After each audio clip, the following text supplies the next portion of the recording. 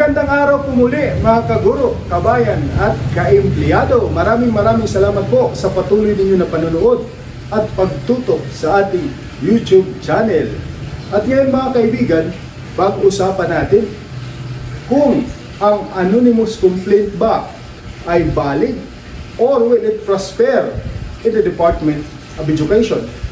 Well, according to Department Order number 49, series of 2006, particularly Section 8, Paragraph 4 states that no action shall be taken on anonymous complaint unless the disciplining authority decide to adopt the same and file it motu proprio.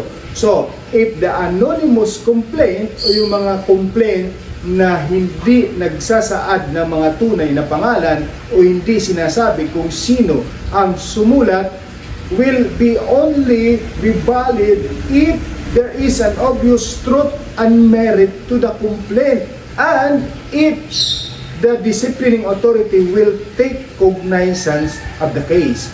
So for non-teaching, the disciplining authority is our school's division superintendent, while for teaching is the regional director. But you have to be reminded, anonymous complaint is dismissed because they do not conform to the requirements of a valid complaint. What are the requirements for a valid complaint? Number 1, full name and address of the complainant.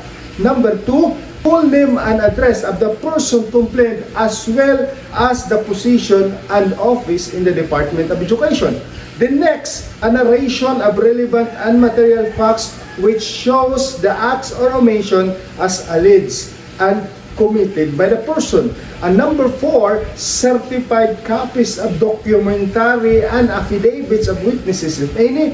And number 5, certification statement of non-forum shopping. So kadalasan po, kapag anonymous complaint, ay walang certification of non-forum shopping. So oftentimes, it is dismissed if there is no obvious truth and merit to the complaint unless the disciplining authority has take cognizance on it and file it motu proprio. So yun po mga kaibigan, maraming salamat po sa inyong panonood.